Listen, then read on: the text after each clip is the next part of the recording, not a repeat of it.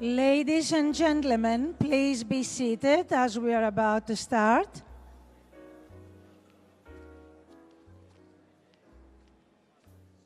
Please be seated.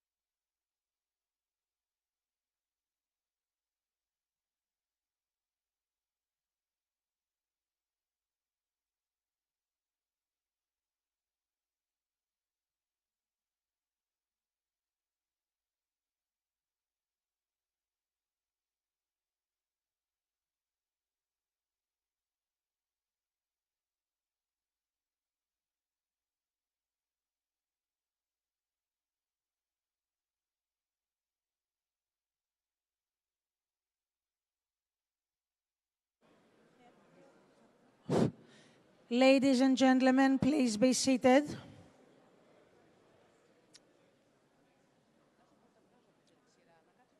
No.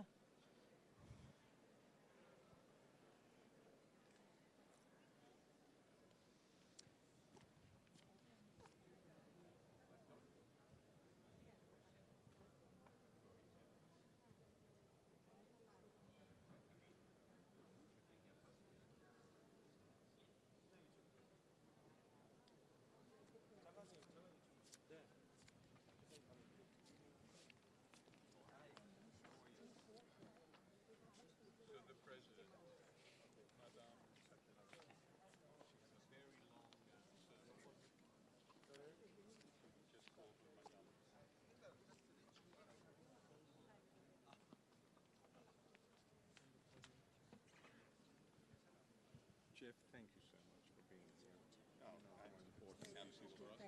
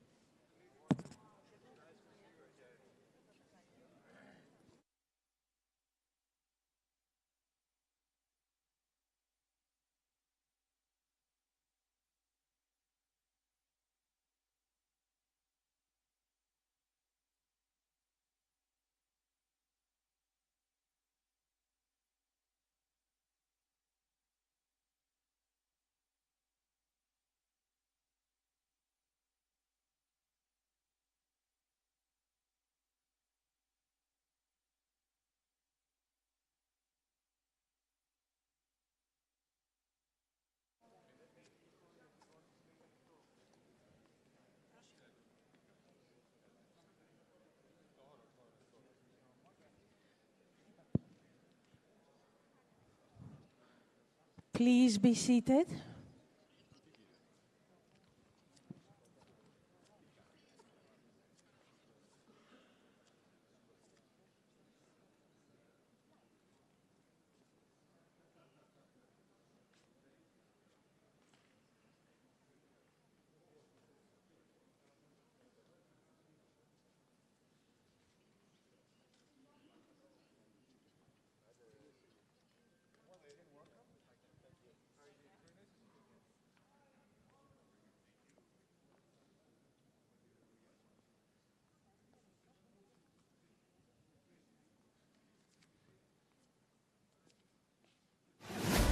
Welcome to the annual Athens Democracy Forum. When leaders fail to lead, the people will lead and make them follow. Perhaps George Orwell made only one mistake. He perhaps should have entitled his book 2024 instead of 1984. Democracy under challenge is our subject. Well, that is good. Democracies need to be challenged. Democracy is very, very fragile. It's like a delicate flower that needs unique conditions to survive. We have to constantly fight to defend those very essential rights. Without that kind of protection, human society can be really evil. The Athens Democracy Forum is very important because at a time when democracy is threatened in so many places around the world, going back to the birthplace is a way to concentrate the minds of people from many walks of life. 10 years ago, if I questioned what the president is doing, I would die in jail. The syndrome of big man is under siege. I think that globalism is the last of the great failed ideologies of the 20th century. To be against globalism, it means that. It means America as a fortress losing any sort of credibility. It is the press that is the foremost institution within our societies, charged with determining what information is truly within the public interest to know. Gaddafi literally sat there and told me that his people still loved him, and just acting as if he really wasn't connected to reality. My only dream, and everyone's dream, was actually to leave Syria, to get away from this big prison without walls. I am a woman, I'm Iranian, I'm a mother, and I happen to be a Muslim. For me, the threat greater even than climate change, greater even than any pandemic, is the feeling of powerlessness. This call to action is not for one or two of us, but all of us. So join all of us that have already supported the Athens Democracy Forum and our foundation. Help us empower society through citizen engagement and better governance so democracy can evolve.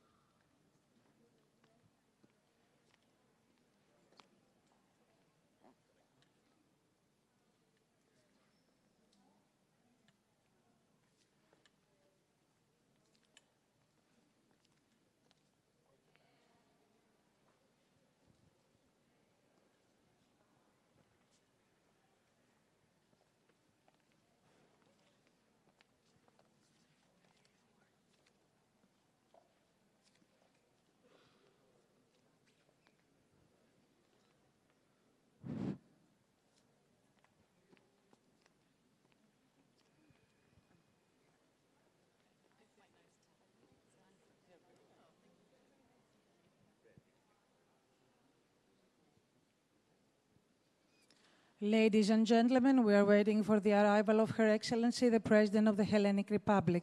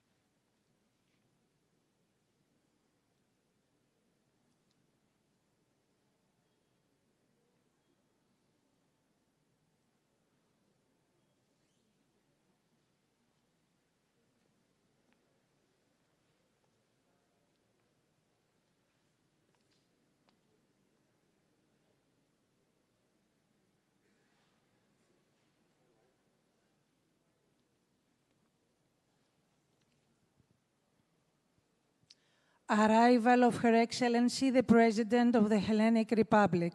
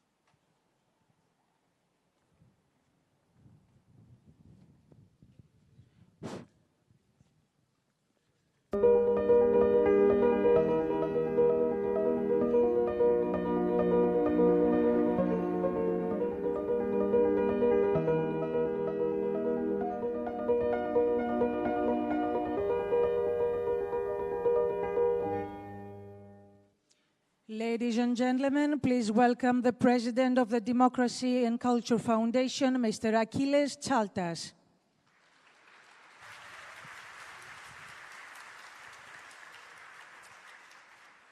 Καλησπέρα σας και καλώς ήρθατε σε αυτόν τον εμβληματικό φόρο. Madam President Sakelaropoulou, Secretary General Ban, Mayor Bakoyannis of Athens, Mr. Ambassador Shevchenko of Ukraine, Excellencies, ladies and gentlemen, friends. Welcome to the official opening of the 10th Athens Democracy Forum, which we convene at the Democracy and Culture Foundation in association with the New York Times. Madam President, we are very honored to have you here for the official opening of the Forum for Democracy and for embracing its spirit with your auspices. So we just saw the video, A Decade of Democracy, and how time flies, really, and how easy it is for democracy to fledge and falter. Same time last year, when we gathered here, most of us felt the world was regaining a sense of hope. And then came this senseless war in Ukraine. And democracy and its value system are in the greatest danger of being dismantled than what it's ever been before. So we need much more work.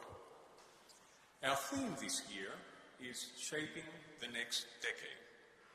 So we are gathering at the birthplace of democracy, at this emblematic peristelion of Zapion, under the shadow of the Acropolis, and a country that has really faced multiple crises in the last decade, to ask, what is it that we have really learned from all these overlapping crises, and how we should confront the economic, the social, and the humanitarian fallout, and the formidable tasks that we have ahead of us.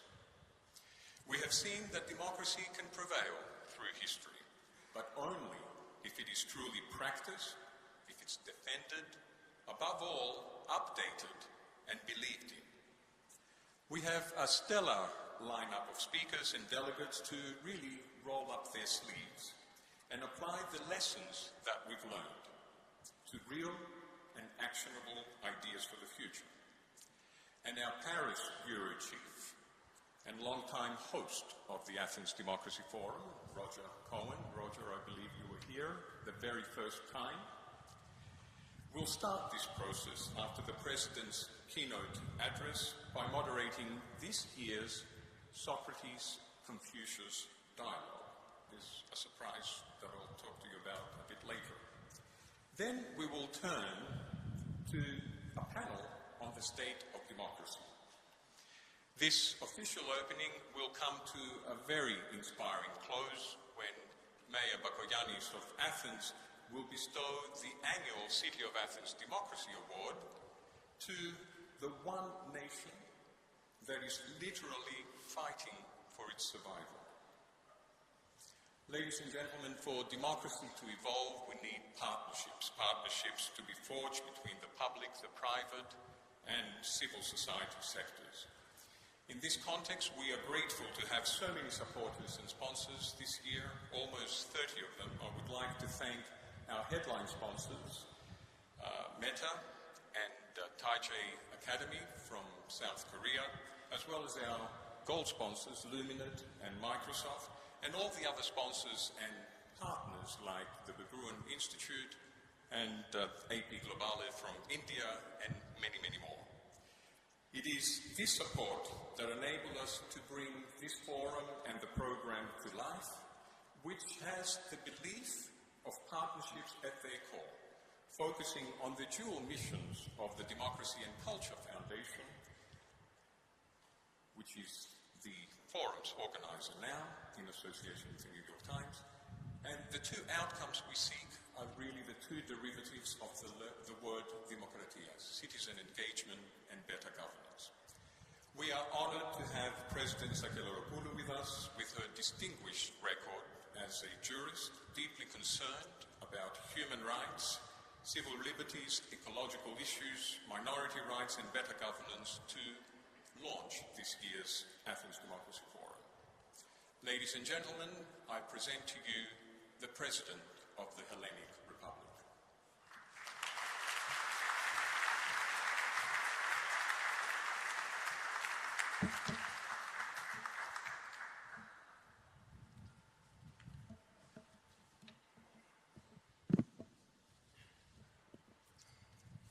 Your Excellencies, ladies and gentlemen, it is with great joy that I welcome you to the Athens Democracy Forum, which marks its 10th anniversary and is organized in association with the New York Times.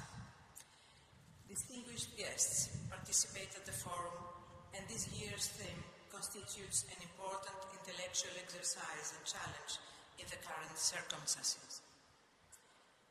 Its main topic, namely the assessment of the last decade and the critical questions arising for the future, are crucial to our modern democracy. We live undoubtedly in a period of crisis and changes. A new normality is emerging and being consolidating, thwarting the optimism that dominated at the beginning of the century. The hope of universal progress and well-being within the framework of globalization has abated due to structural contradictions and unforeseen events. In a multi-tiered world, the vision of an open society is being confronted with the intensity and harshness of reality. The global financial crisis widened inequalities and highlighted the plea for effective protection of the most vulnerable social groups. The pandemic tested our physical and psychological boundaries through an unprecedented experience of restrictions on our freedom. The refugee and migration issue brought out our humanitarian duty and the need for a common European policy. based on solidarity and responsibility. The extreme natural phenomena and disasters, stress with a heavy cost, the fact that our procrastination towards climate change will prove to be devastating to the whole of the planet. The energy crisis threatens today one of the most basic material conditions for our survival.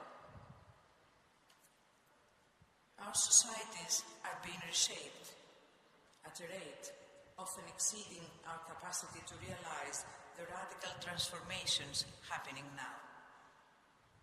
The values that are central to our legal and political culture are subject to the growing pressure of modern revisionism. Cold War division has returned in terms of a heated conflict. The Russian invasion of Ukraine is not only a blatant violation of international law and an assault of the integrity and sovereignty of an independent country. It calls directly into question liberal democracy and European values. In liberal democracies, the omnipotence of majority rule weakens the institutional checks of the rule of law and legitimizes an oppressive, especially for minorities, exercise of power. Populisms are fueled by crisis so that they can cultivate a monolithic conception of the people without respect for diversity and pluralism. Separation of powers, independence of justice, and freedom of the press are instrumentalized in the name of the so-called charismatic representation of the people's will. They strike at the heart of the inclusive and open nature of democracy, distinguishing between enemies and friends. At the same time, even the most advanced democracies are prone to important divisions. High prices and the fall of the purchasing power as a result of the inflation rate, work insecurity in fields of high competition, and exposure to a series of risks ranging from public health to the environment. In some, the unstable position of the multitude within a globalized society of risk destabilizes their trust on the regime and the political system. Crises offer, on the other hand, a chance to rethink and renew liberal democracy. The necessities of our times bring to light new opportunities for humanity. For example, the pandemic facilitated our speedy and massive transition to the digital era and showcased teleworking and e-learning as supplemental and valuable tools for public policies. The welfare state can be redesigned thanks to the development of new technologies implemented horizontally and liberating our potential in the fields of health, education, and work. Climate change and the energy issue challenge our environmental conscience as we realize altogether both the direct threat to the ecosystem and the finite dimension of resources. Ladies and gentlemen, democracy remains our unsurpassable political and social horizon, our reference framework that shapes our conscience and our relation to others. It is our deep and resilient common experience in Europe and in the developed world, on which our coexistence, our own civilization, is rationally based. Democracy, however, does not only refer to reason and procedural or formal legality. It is not just a matter of conventions and forms. It presupposes a democratic pathos which mobilizes and strengthens our faith in it. The time has come to reinforce materially and spiritually this democracy of passion, which is directly connected to the wider conception of society as a topos of freedom and equality, against all retrogressive and reactionary voices. Democracy as our self-evident and universal way to exist, which articulates together the private and the public, the societal and the political, is called to reinvent itself, to reunite with its foundational impetus, maintaining its rich and valuable to all of us acquis. Thank you.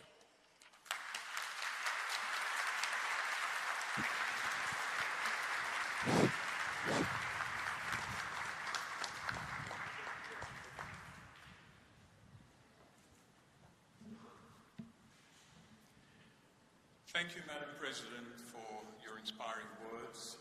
Ladies and gentlemen, if we are to avoid a clash of civilizations, we need to have a dialogue between civilizations.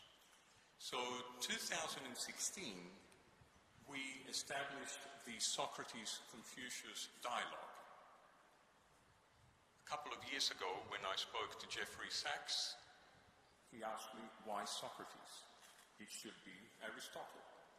So 5 years later, we will do the Aristotle and Confucius dialogue. So Confucius, aka Ban Ki-moon, and Aristotle, aka Jeff Sachs, please join Roger Cohen, who will facilitate this dialogue and prevent us from this clash of civilizations.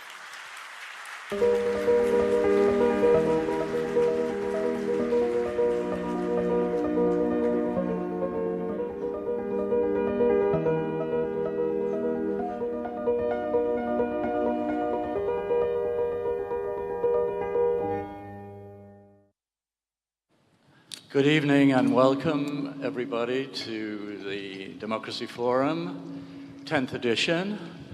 Long enough looking at those images that we saw to see that a few years have passed. I am very happy to see you all here, and rather remarkably, I'm joined tonight by Aristotle on my left and Confucius on my right. I'm not sure what Socrates feels about his replacement by you, Aristotle. Maybe you'll tell us. But in any event, it's a great pleasure to have you both here on the stage. We're meeting at a difficult moment. There's a war in Europe, nuclear weapons, the use of them is being threatened. Our societies seem to have a great deal of difficulty determining what the truth is. Some people speak of post-truth societies. Inflation is rising, soaring. Food and energy prices are rising rapidly. And there's a great deal of disillusionment in our societies. I'd like to turn first to you, Aristotle. What is to be done about these problems? What should we do to try to make a better world? Thank you very much for this wonderful opportunity. I can tell you it's very easy for me to take this position because for 10 years I had the incredible honor to be special advisor to Secretary General Ban Ki-moon, and I always felt that I was advising Confucius.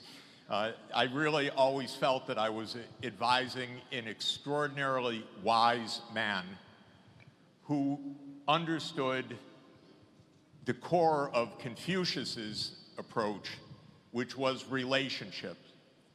Because the Secretary General would always explain to me, if I'm meeting my Chinese counterpart, or my American counterpart, or my counterpart from Germany, what are the special implications and feelings? What are the proper rights in order to honor the counterparts?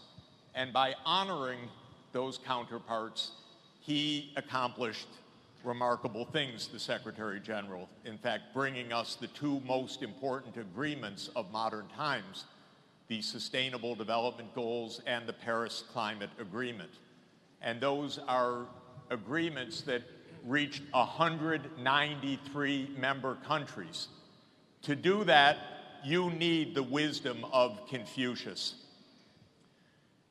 So what does Aristotle bring to this? May I remind you, you are Aristotle. And why do I sit as Aristotle and I suggested not as Socrates?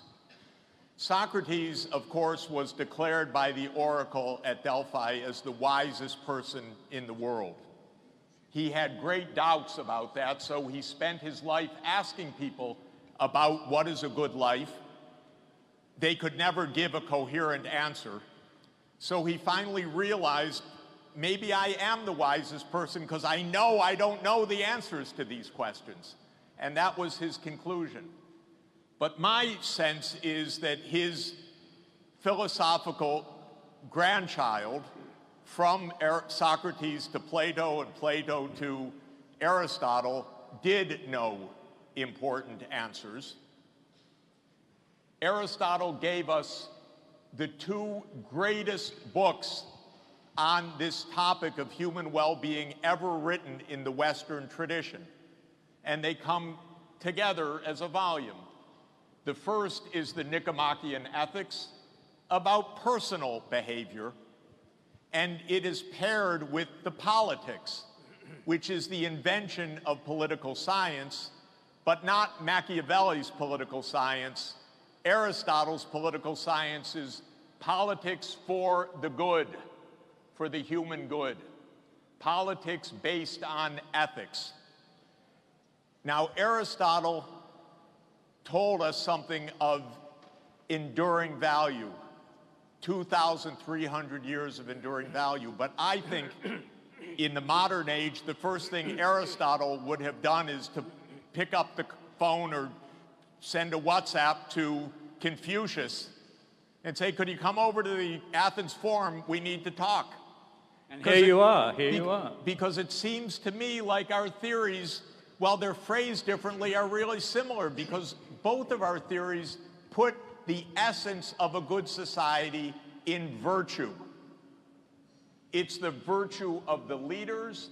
It's the virtue of the citizens. This is the core of Aristotle's political thought and Confucius's political thought.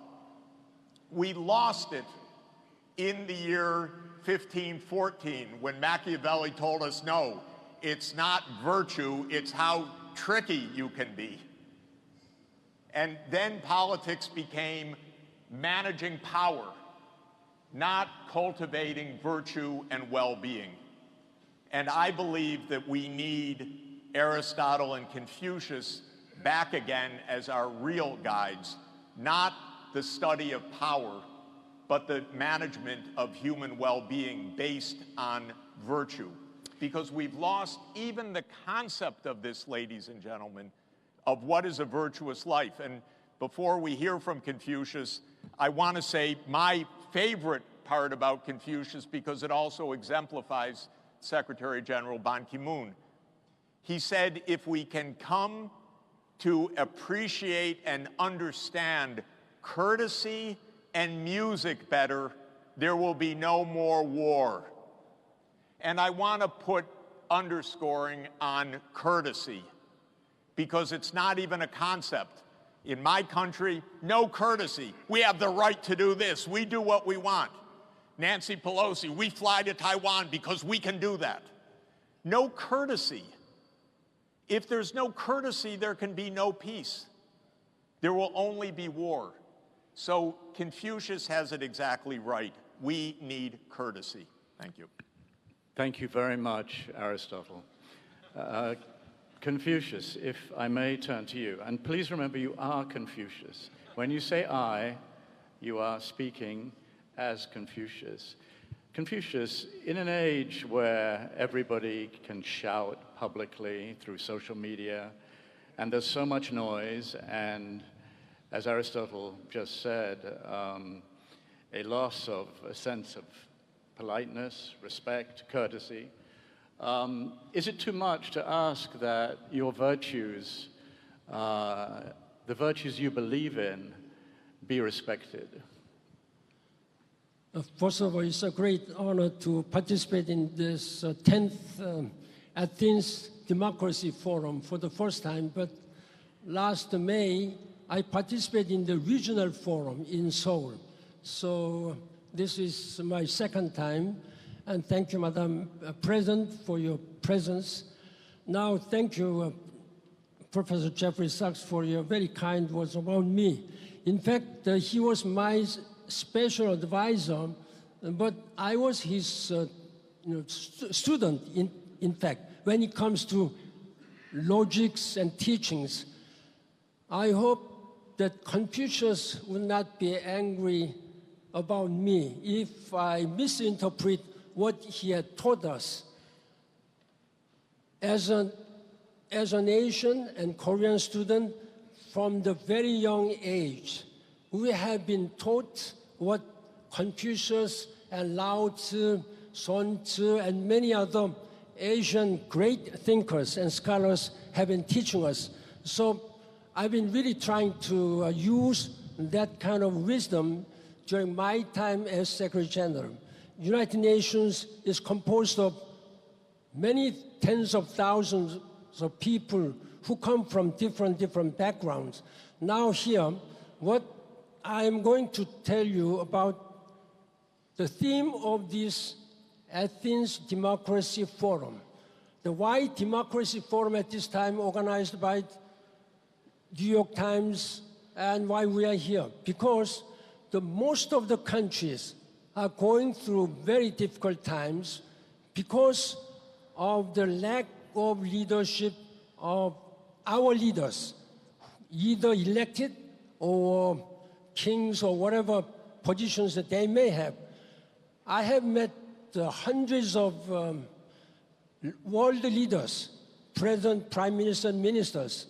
But what I have found during my time, unfortunately, and this is exactly why I'm here, I found that there is something missing in their leadership quality. What is that missing? There's a global vision and global citizenship.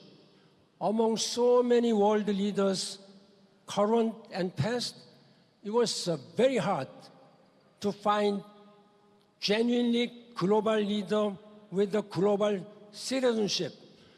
That's why you should know that the first thing I did after my retirement was to establish a Ban Ki-moon Center for Global Citizens in Vienna, where one of the United Nations headquarters is located.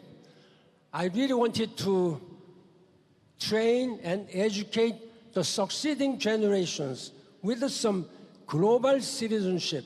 Then what does global citizenship mean? If anybody is with global citizenship, then I don't think we are now suffering from all these political conflicts and poverty and human rights abuses. That is what I'm going to say. Now then, what did Confucius said to us?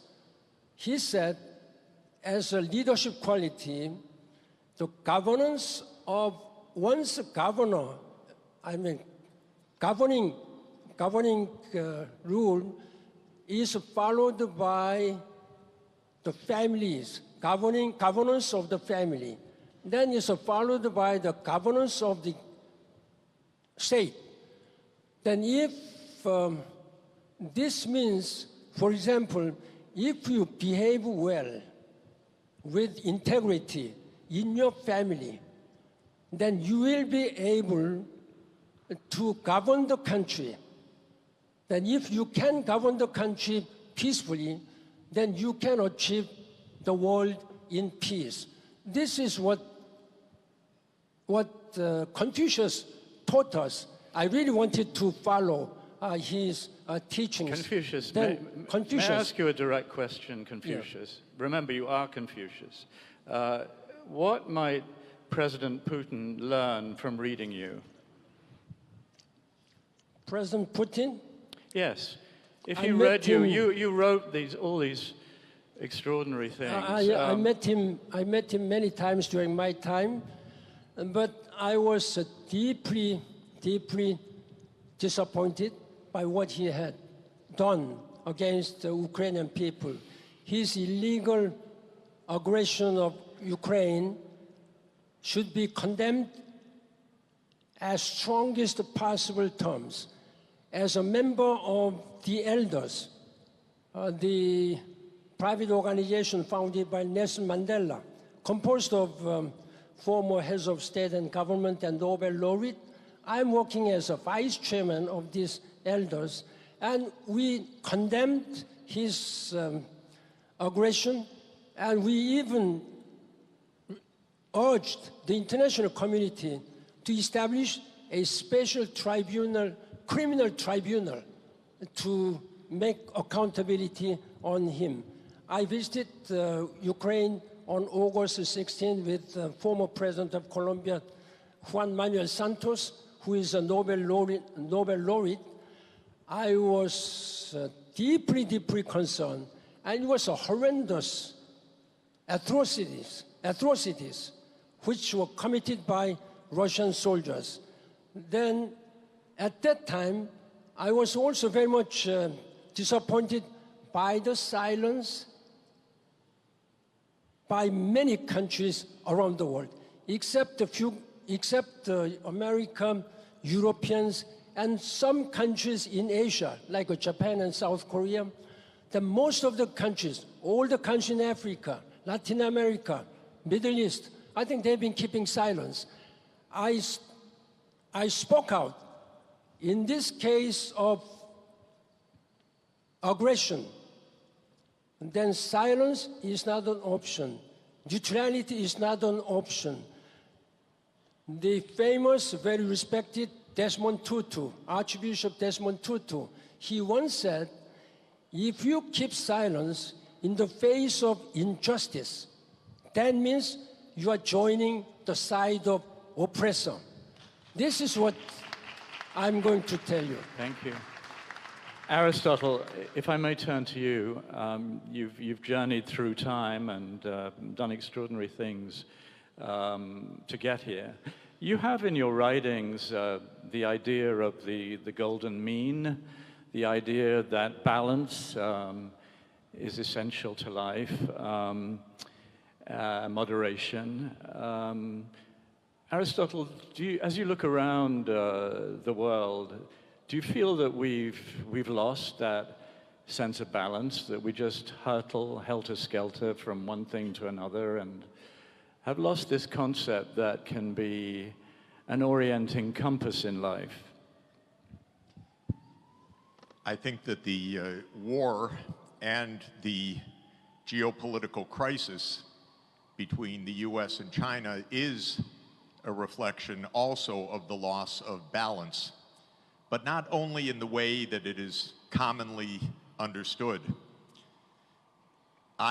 Aristotle, I guess, yes, I happened to be advisor to President Gorbachev, and that's extraordinary. How did you do that? Were you on because when some you are, kind of when you are hotline the from world's somewhere? greatest philosopher, you can do all sorts of things. And the advisor to President Yeltsin and the advisor to President Kuchma in the first years of Ukrainian independence. So I saw one crucial thing, which was that at the end of the Cold War, the United States and Germany promised to the Soviet Union and to Russia, if you disband the Warsaw Pact, we will not extend NATO. You actually witnessed this, Aristotle? You are saying that you witnessed this? I absolutely... It's disputed by former Secretary James Baker, you name it. It is. You saw, you heard it, you were in the room? If anybody would like to write to Aristotle's email address, sachs@columbia.edu, I will send you to the archival files that show explicitly how Hans Dietrich Genscher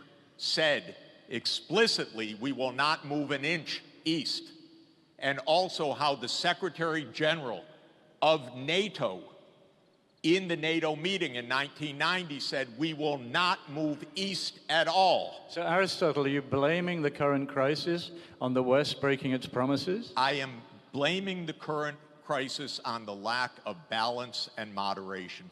Absolutely. Because the idea that this is only one side is a myth. This is a crisis that has been brewing for 30 years. And every year, Russia said, please do not come closer to our borders. Please do not come closer to our borders.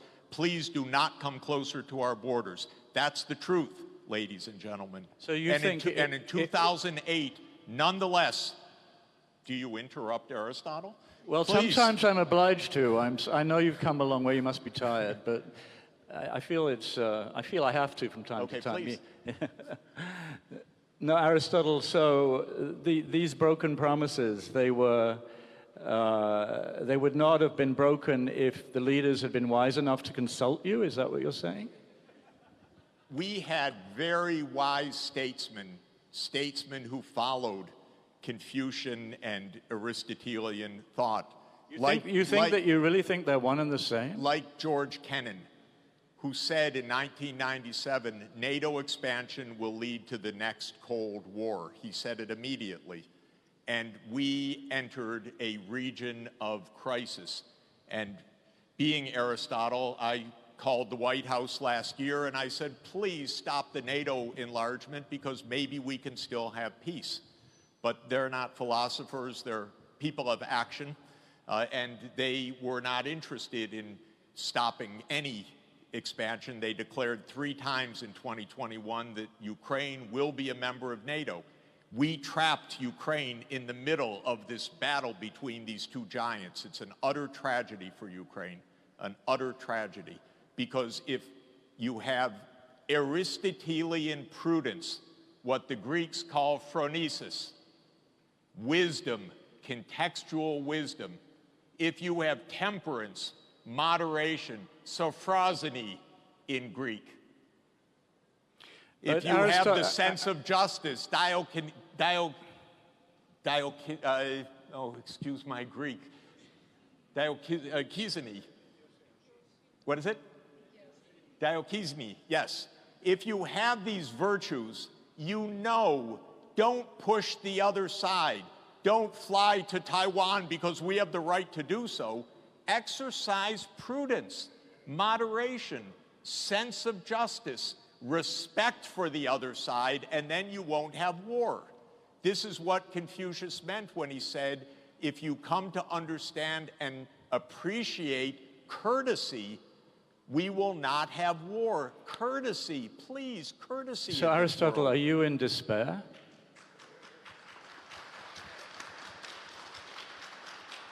Aristotle, have you despaired? This century, we're not yet a quarter of the way through the century, but Aristotle, you seem to be writing us off because we've lost touch with the most fundamental values that we need for a peaceful world. That's a very pessimistic message from such a brilliant man. Aristotle was not a pessimist. No, you are Aristotle. I am not a pessimist. Okay. Because what I teach is that human beings have 2 sides. They have the sides of selfishness and they have the sides of virtue. But the goal is to cultivate virtue. Arete in Greek. Excellence, personal excellence, political excellence. And what we teach as philosophers is not that human beings are intrinsically good or intrinsically evil, but they are teachable, that virtue can be cultivated, exactly what my colleague Confucius says, that people can learn virtues. Now, I also know, and I'll just say, it's every generation's responsibility to keep working for virtue because it's never a done deal. And the greatest philosophers, my teacher, Plato, was attempted 3 times to be an advisor to the governor of Syracuse. He failed all 3 times. It's hard to be a foreign advisor, by the way. They don't listen to you, even to my teacher, Plato. But it doesn't mean you can be pessimistic. It means we have to redouble our efforts at our own virtue, because by cultivating our own virtue, we cultivate the response in others as well. That's the idea of courtesy. Thank you. Thank you very much, Aristotle. Confucius,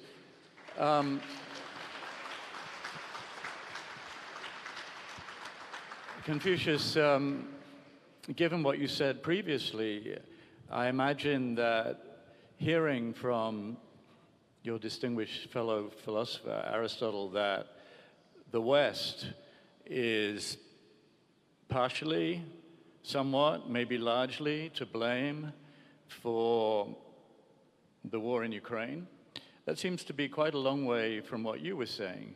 So, Confucius, what do you feel about that? First of all, what is conflict among the countries and between the countries, I'm deeply, deeply worried and angry that even in this 21st century, now countries are trying to occupy by force a certain territory. This is totally unacceptable. At the same time, I'm deeply concerned about the weakening of multilateralism. If multilateralism has been supported and strengthened, if the United Nations systems, particularly Security Council, has been really up to the commitment in the Charter of the United Nations, I think we should not unnecessarily suffer from all this, particularly people from Ukraine. Therefore, as a former Secretary General, I'm very sorry that the United Nations has not been able to discharge its charter provision, charter duty. There should be some loud and clear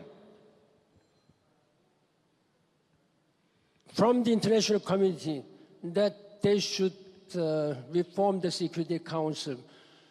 During my time, there's a lot of such discussions, and even the French government has offered voluntarily that they would be willing to refrain from exercising veto power when it comes to purely humanitarian issues, like in the case of Syria, when a lot of people were suffering from this. And then most of the veto power, they rejected this one. That's where we stop. Therefore, we should not repeat what we had been repeatedly making failures. This is what I'm urging again. We have to meet the demands of the international community. There are many people who are suffering from hunger, abject poverty. There are many people whose human rights are abused by big powers and some people with the powers. This is something which we cannot accept at this time. Thank you, Confucius. Yeah. I imagine that, Aristotle was talking about how top secret he's been advising Western leaders about various things. I imagine you, as Confucius, that you've probably been advising Xi Jinping also about what he should do. What have you been telling Xi Jinping about the possibility of an invasion of Taiwan, for example? I imagine that you've been urging him to show restraint. I am deeply disappointed by what Chinese and particularly India and some other countries have taken positions. The Lao Tzu, another great Chinese scholar who lived almost at the same time with Confucius. Even he was born 20 years even before Confucius. Many people know about Confucius, but not much people know about Lao Tzu. He said in his teaching that the way to heaven is to help. The way to heaven is now. Let me see. The way of heaven is to be beneficial to all the things, and the way of sage is serving the people without competition, without competing. This means when it comes to some disagreement, then you have to really compromise with other people. Professor Sachs mentioned about the China and US relationship. At this time, without United States and China working together, it will be almost impossible to address all global challenges, not to mention climate change, but also all these global security issues.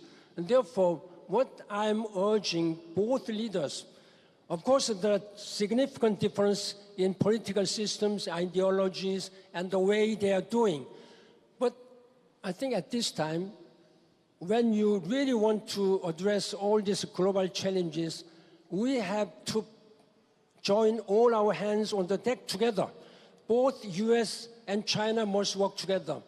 Otherwise, it will be only the people, it will be only the countries who will suffer. There are some scholars have suggested that I think their relationship, if they change the course of their work, I think we can make some progress. Thank you.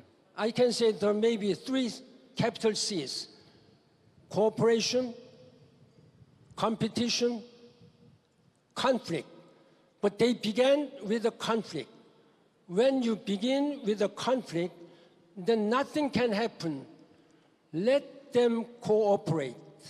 Thank you very much. Let them compete in transparent manner. Then in the course of this competition and cooperation, there will be a way of mutually understanding better. This is what Asian way of thinking can help resolve all these problems. Thank you so much, Confucius. A final word from you, Aristotle, and it needs to be quick. I'm sorry, I know it's been a big effort to get here, but when you look at East-West relations, are you worried that your universal ideas are only understood in part of the world? Do you think there is a fundamental issue in East-West understanding? I literally think that the fact that the core of Aristotelian virtues and Confucian virtues are so similar is the core basis for hope. There is a common humanity that can cooperate together, can work together, can build virtue together. There is zero intrinsic reason for conflict between the US and China. The problem is actually a little bit of US neurotic reaction to China's rise. China is viewed as a threat.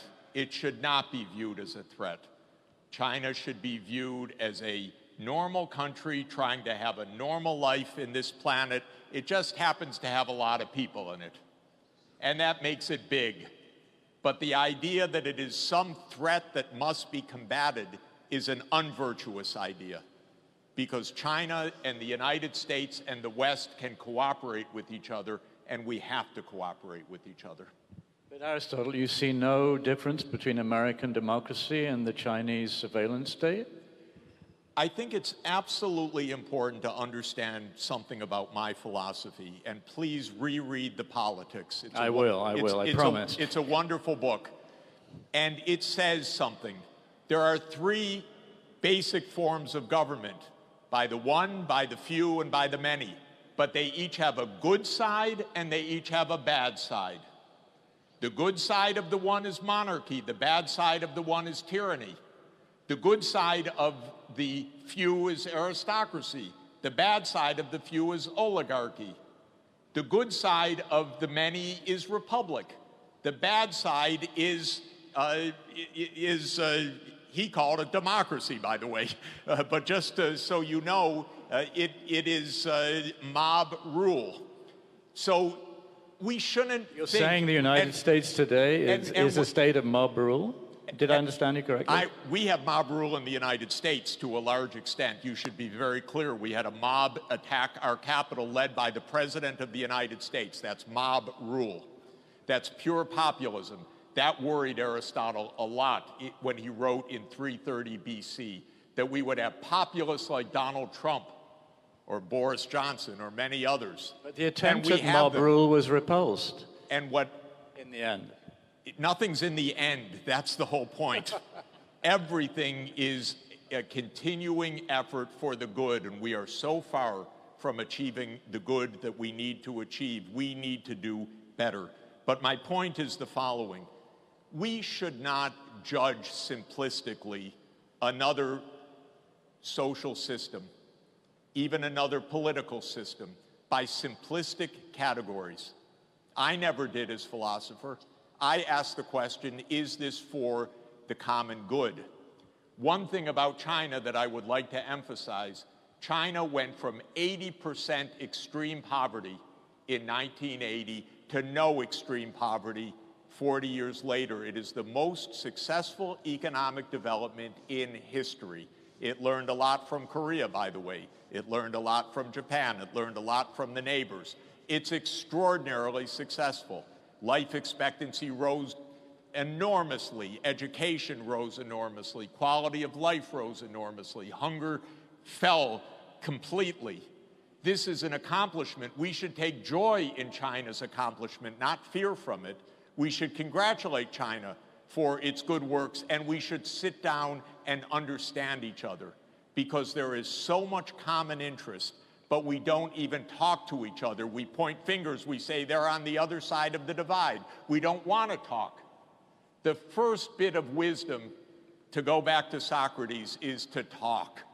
And that's what we need to do.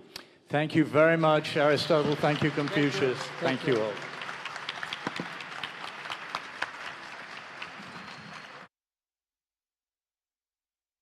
So, thank you very much, Aristotle. Thank you, and Confucius, Roger, as we're transitioning to the next panel. President Sekularopoulou has to depart for her next engagement. So thank you, Madam President, again. And Roger, I call on you to bring your fellow panelists up. Yes.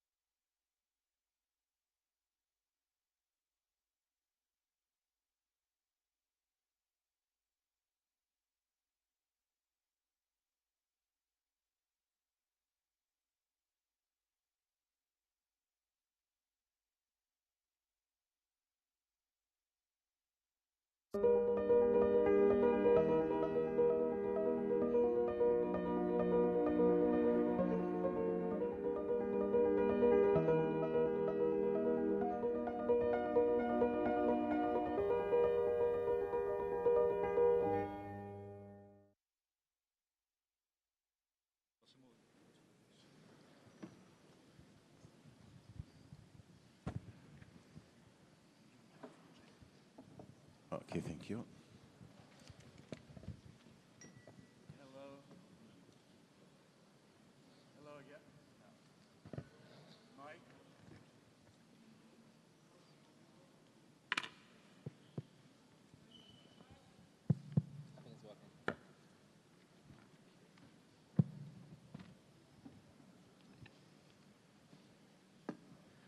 Hello again, everybody.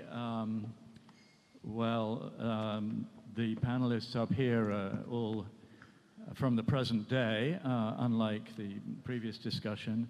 I'm happy to be joined by Ece Temelkuran, who is a Turkish novelist and political thinker, by Yasha Munk, writer, an academic who's written extensively on democracy, our subject, Mehdi Joma, from former Tunisian Prime Minister, and Mo Ibrahim, founder and chair of the eponymous foundation.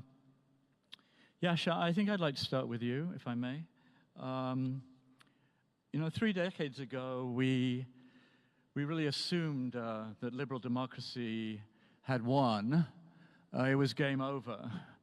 That didn't exactly pan out. Briefly, could you summarize what, in your view, happened?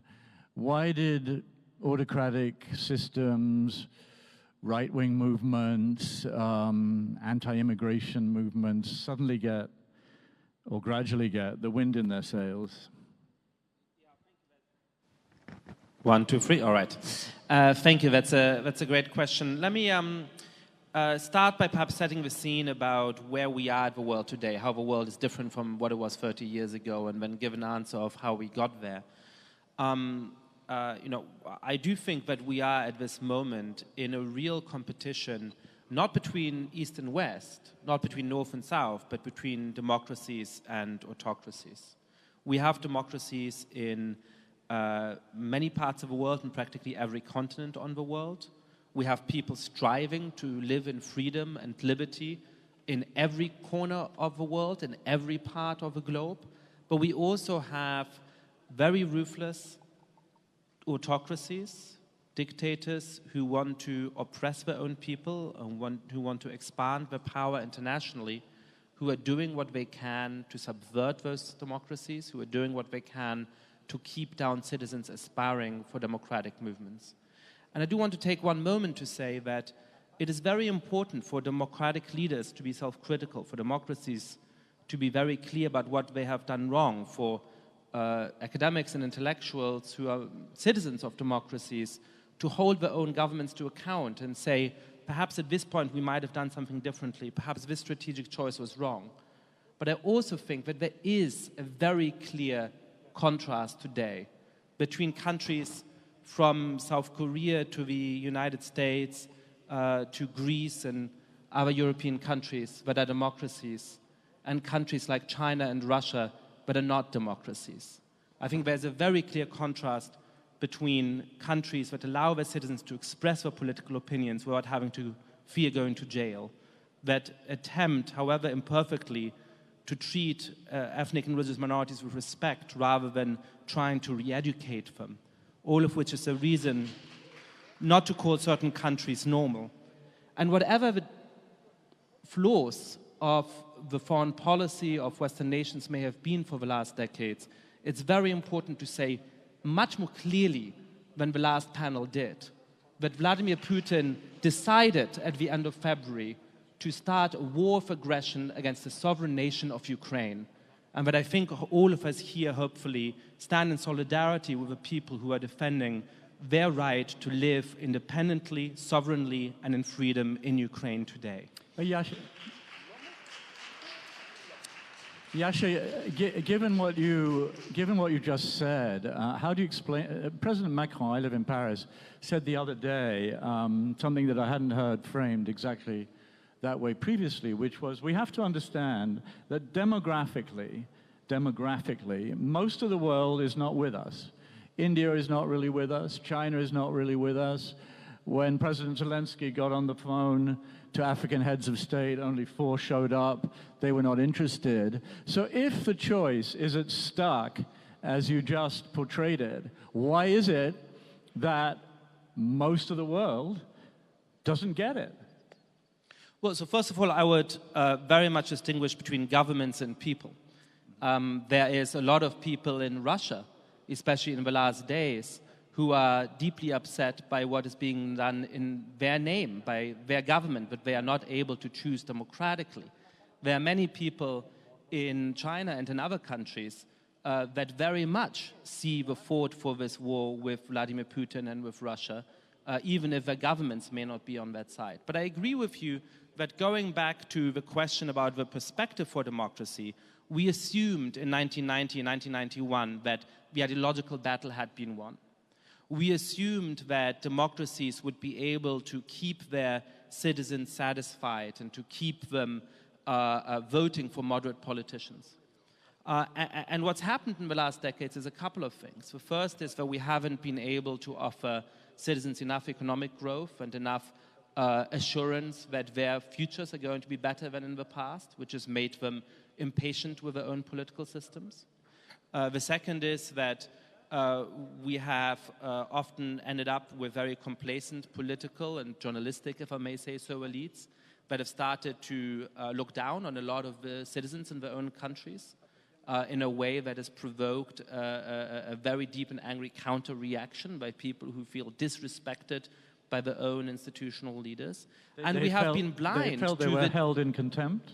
Sorry? They felt they were held in contempt, these people? I think so. I'm struck by the way in which many of my friends and colleagues speak about average citizens, whether it's in the United States or in Europe. And I think that's something that citizens felt. But we've also underestimated that people who have power want to do what they can to hold on to that power and what to do what they can to expand it. And that in 1990, 1995, and 2000, a lot of the world was not a consolidated democracy. A lot of the world was ruled by dictators then as it is now, and those dictators have tried over the decades to use our complacency, to use our lack of clarity in order, for example, to make many European countries dependent on gas from Russia.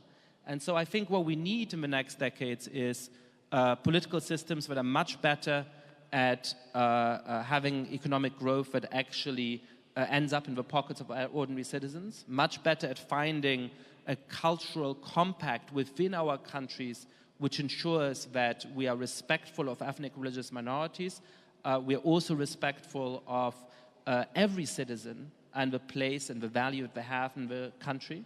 And we need a foreign policy which seeks compromise and seeks peace, but that is uncompromising and standing up for the free people in the world who are under threat from dictators. Thank you, Yasha. AJ, you've written a book about how democracies are undone. You've been virulently attacked in Turkey for opposing the Erdogan government. What happened to Turkey? What's the best way to describe it today? I mean, is it an illiberal democracy on the Orban kind of model? What is Turkey today, and how do you think democracy is lost or has been lost there? Well, is this work? Yeah. Hello, everyone. Turkey is a complicated country like any other country, so it's a long story, but of course it started in 1980s. Not much different than United States and Trump's story, actually. All the story of democracy being damaged started in 1980s, I think. Ours started with a violent military coup, but yours started with Reagan. And then, decades of infantilizing the masses, proclaiming politics as dirty, and most importantly, rising inequality, brought us here to those so-called strong leaders such as Putin, Erdogan, Orban, or whatnot. And I think I have to challenge Yasha in one point. It is not like one part of the world is not democratic and the other part is democratic. It is more complicated than that. I think democracy has failed people in the West.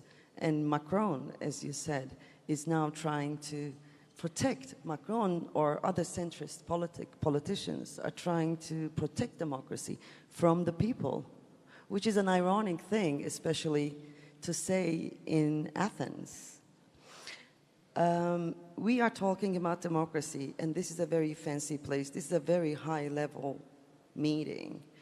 But what I know from Athens and ancient Greek is that actually democracy smells onions. A story I told in that book, How to Lose a Country.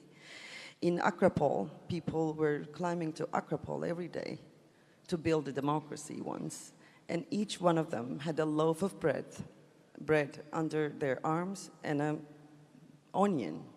So actually, to build democracy and to save democracy requires a lot of hard work on the ground. Only then you can save the pathos of democracy, as Madam President put earlier. And today, now, we are actually protecting democracy from those people. And this is what happened in Turkey as well as other places. There were too many people who had nothing to eat. So these citizens were easily transformed into subjects of charity by those people who gave them bread. Erdogan gave them bread and asked for their vote. It wasn't different for Orban or Putin or Trump even, or Boris Johnson. I remember him sending packages, food packages to people. You mean bread and circuses, Yeah. what Romans... Yeah, when people are poor, when people are cold, you cannot expect them to think about democracy. You cannot expect them to get excited about democracy. And this is our challenge now. We are trying to make people excited about democracy. So how do we do that? How do we deal with their anger, with their fear? Because right-wing populists, Erdogan, this is what he did in Turkey, and other leaders as well, they have this immense dexterity when managing politics of emotions. So he gave them bread, he mobilized the ignorance and organized the ignorance, and he mobilized the fears. It's the same playbook everywhere. And finally, we ended up, protecting democracy from the people. This is something we have to talk about, think about, and the only reason, the most important... That's an oxymoron. You cannot protect democracy from the people. Democracy is the people. Democracy exactly, but Macron is protecting it from yellow jackets, no? Casting a ballot. Let me finish this. I'm going to say one more sentence and then I'll finish. I think democracy failed in its fundamental promise, which was equality. When equality is not there, democracy is becoming a theatrics of itself.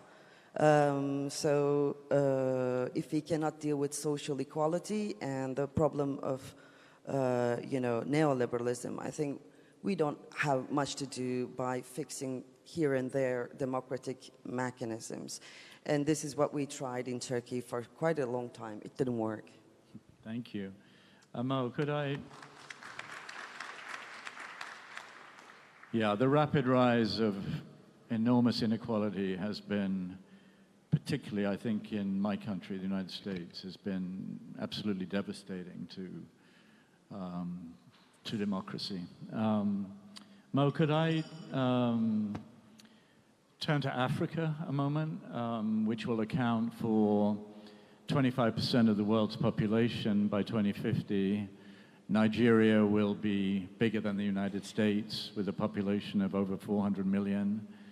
How do you see the state of democracy across Africa? Do you think it is making headway? Not at all.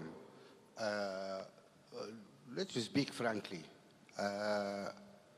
It's very difficult for us because we see you guys as have betrayed all the ideals, all the stuff you taught us. And we look at you and we see what these liberal democracies are doing. You created a world order at the Second World War. And we are excluded from that world order. It's only centric around you and your friends. The guys who lost the war, Germany or Japan, bigger economy, more people, than UK or France. They're out. They lost the war. India, bigger economy than UK. 10 times or 20 times the population, out.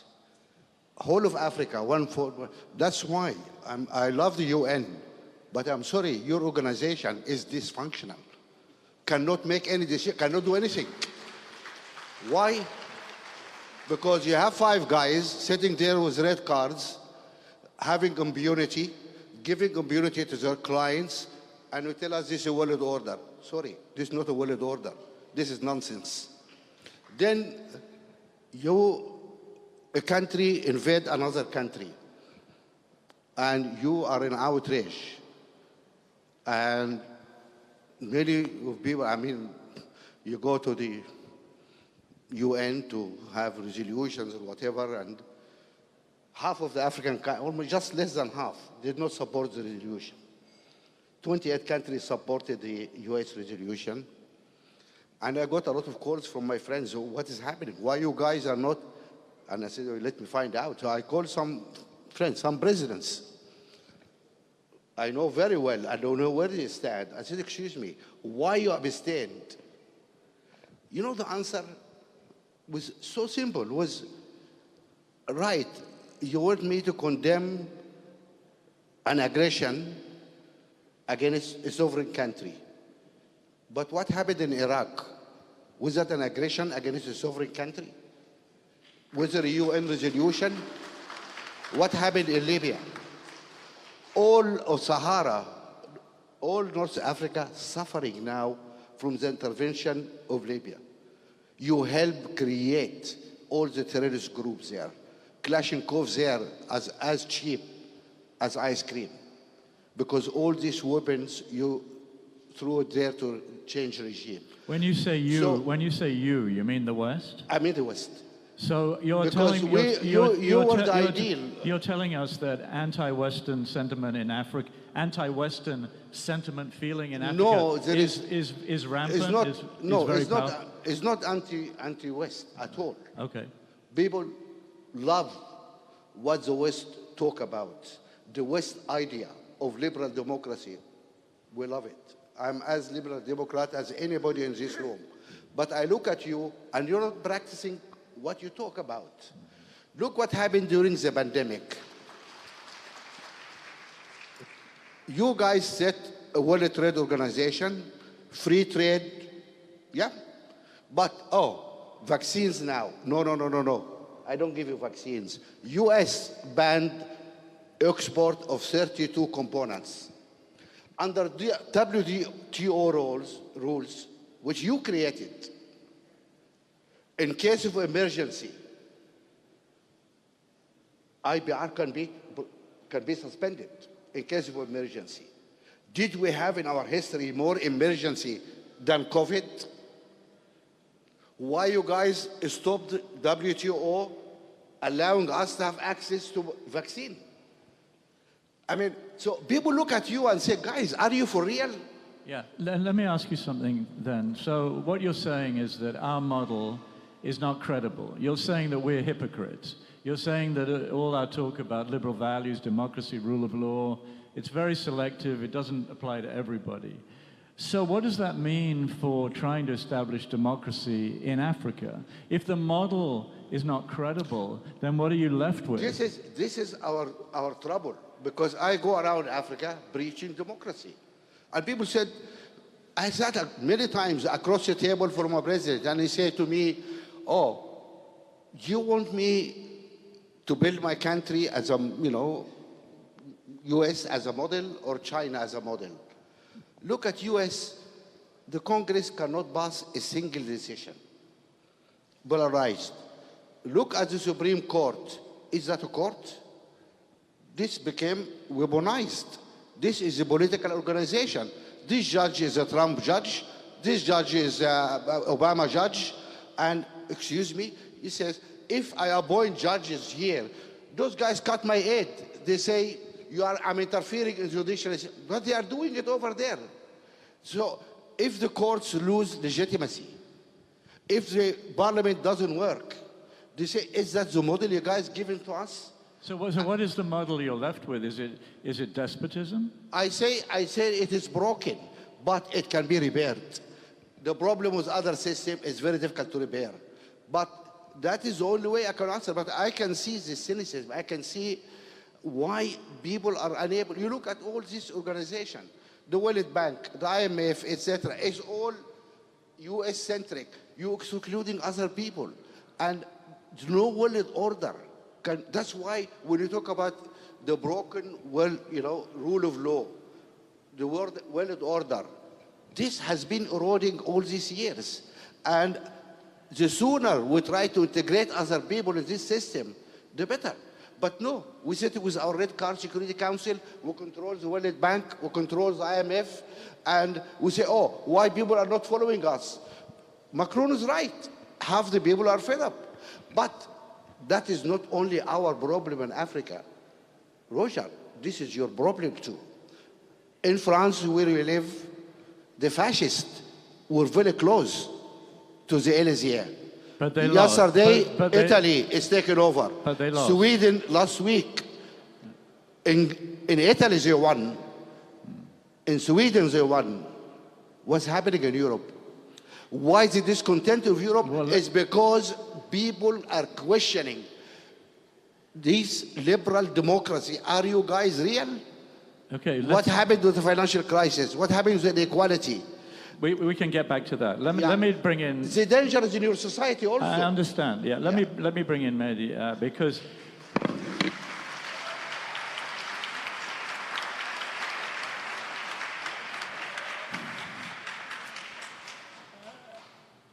Tunisia. We were all banking on Tunisia. We believed in Tunisia. After the Arab Spring, most of the countries that threw out their dictators quite quickly fell back into autocratic and repressive systems.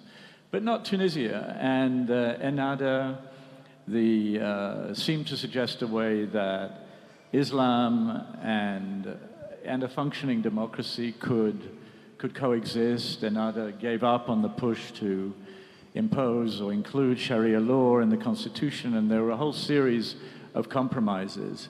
And now, in the last couple of years, Parliament has effectively been disbanded. The president has taken a form of autocratic power, and all of us believers in Tunisia are wondering what happened. Is the experiment over of an open, liberal, democratic Tunisia giving an example to the world of a reasonable form of political Islam? First, I would like to thank you for the invitation. It's the first time my participation here in the forum on behalf of Club de Madrid. I will start, before going through the details, by a positive answer. On my point of view, we can still betting on the Tunisian experience. You know, I call it the startup democracy. With any startup, it's risky, it's trouble, but it keeps all the leverage that has a startup. Now, coming back to answer you in more details, I would like to begin by reminding you of the context of this nascent democracy. It was among this what we call the Arab Spring. It's a big geopolitical change in the region, and Tunisia was able to face all the threats.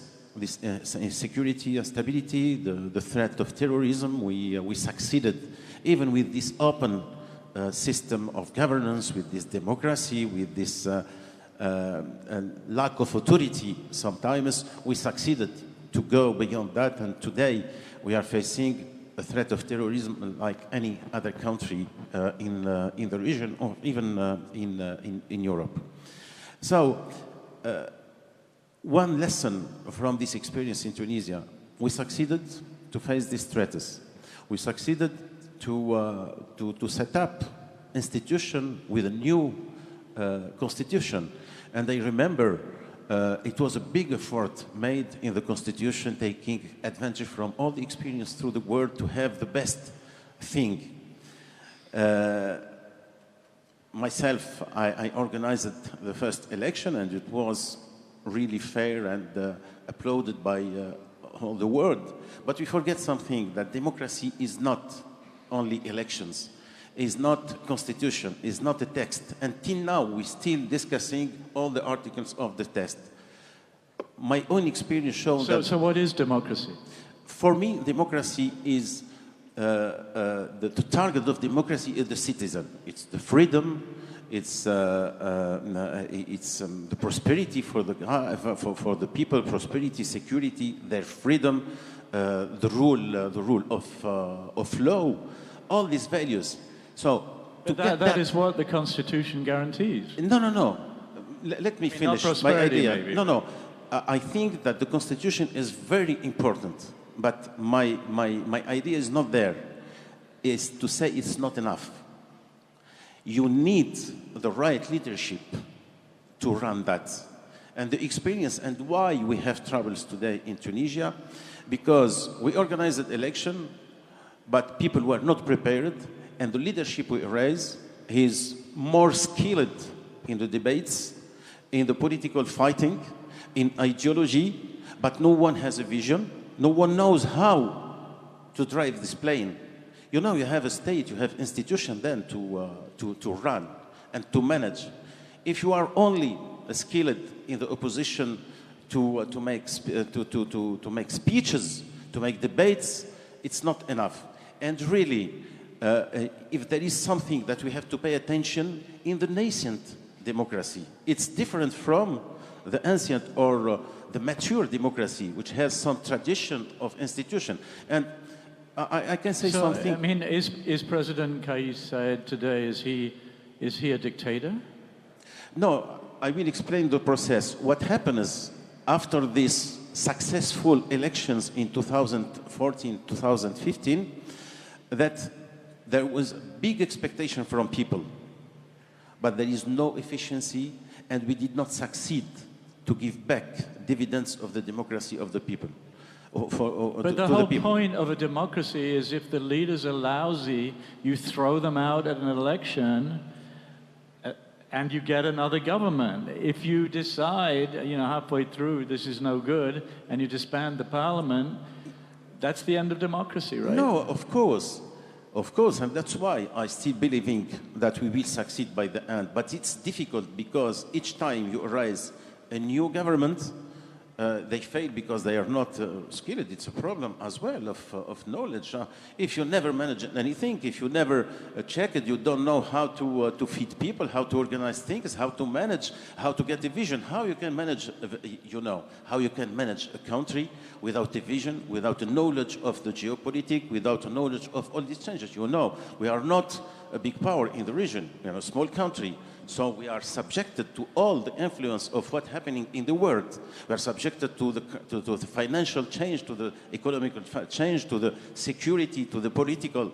So you get people, okay, through election, but these people is not prepared. Today, really we have to focus how to prepare the next generation of leaders. We're still focusing in democracy and still believing that in Tunisia we will succeed. We thought that the transition could take 5-10 years. I think now it's more because we have to go deeper and to make it succeed. Just what I suggest for that really is to start with education. Why we succeeded in Tunisia among all these troubles in the Arab Spring? Because we started before 1 century, more than 1 century before, with constitution, and we started 6 decades before with education. Now we have to educate citizens. What is the meaning of democracy? What is the benefits of democracy? How to choose the leaders? It's not a question of that, but how? You know what I see in all the election campaigns? It's more emotion, it's more ideology, but less vision, less programs, and people are not prepared to change, so we have to include that in the education, civil education, in the schools, how to prepare people to be interested to the public scene, but how to select and to choose this new generation of leaders. Thank you very much. I'll get to you in one second. I just wanted to ask Yasha, well, I mean, is it a quick point you want to make about it? I think we are confusing between democracy and good governance. Democracy is one pillar of 4 or 5 pillars for good governance. So democracy in itself is not a temple to worship in. It is one important element of good governance. But besides that, there's delivery of baskets of good for people. There is jobs, there is economy, there is human rights, there is a lot of other things, rule of law. So we should not worship in this temple of democracy. We have democracy, then everything is fine. No, they had democracy, but more people are hungry. More people without job. It doesn't work. Okay. Then you end up with an asshole like this case, Saeed, or whoever, to come and take over. I'm sorry. Yasha, I think actually you do worship democracy. And I'd like you to maybe explain why. We've just heard to many people, and I think to you, the war in Ukraine, morally, ethically speaking, is pretty clear-cut. The invasion of a neighbor, tens of thousands dead, a form of Russian imperialist nationalism setting out to crush and even eliminate from the map a country, and Western democracies in Europe and the United States have come very strongly to the defense of Ukraine, I think because many believe that democracy itself, liberal values, rule of law, the things you were just talking about, are at stake right there in Kherson, in Donetsk, in Kharkiv, in Kyiv. That is what is being fought over. So I'd like you to respond to this very frontal criticism of the West, and also explain why you do actually worship democracy. If you do, I think you do. I don't know whether I worship anything. It's not the piece of vocabulary I would choose. Let me say 2 things. I think the first is that it is very easy to be critical about the failings of democracies. And it's important to be critical about the failings of democracies. But it is very clear from which countries people migrate to which countries.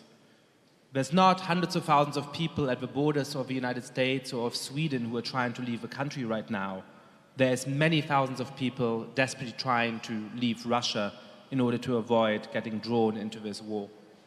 There's many millions of people who would like to live in the democracies of this world. Many of the rich democracies, but also some of the poorer democracies, because they want to be able to speak freely about what they believe.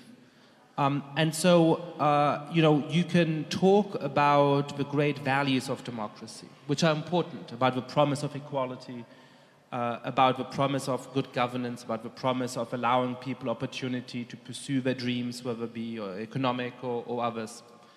And all of that is part of what democracies are able to deliver relatively well, even in countries where we might criticize it. I'm sick of the political debate in the United States. I'm certainly sick of part of the political spectrum in the United States. There are many things to despair about in the current state of America. But relative to most societies in the history of the world, America still continues to be a place of incredible opportunity and actually of an incredibly high standard of living for the vast majority of the population. So I can tell you about all the wonderful things that democracy gives, but I think what's more important is to talk about the horrible things that happen when you don't have a separation of powers, when you don't have freedom of speech, when you don't have the ability to vote out a government that abuses its own citizens. Because the great value of democracy does not lie in the wonderful things it gives you, it lies in avoiding the worst things. It lies, as Amartya Sen has pointed out, for the history of India relative to other countries, and relative absence of people starving in the streets. It lies in people being able to say what they think about the world without having to fear going to jail. It lies, despite the many serious mistakes in foreign policy that democracies have made, including the Iraq War, in the fact that democracies are less likely to be in conflict. It lies in the fact that there are limits on the exercise of power internally, which make it such that when there's a huge economic crisis, the government has to be responsive. So, when we look at democracies, we can say they're falling so short of all of their ideals, and they are. Democracy is an eternal struggle to live up to the incredibly ambitious ideals that these systems of governments have set for themselves. But once you start looking away from the realm of democracies, at countries from Venezuela to Russia to China to North Korea, and look at what it means when you have a real absence of democracy, I think you recognize that the reason to defend democracy is that, for all of its many flaws, it protects people from the very worst that politics can do to people.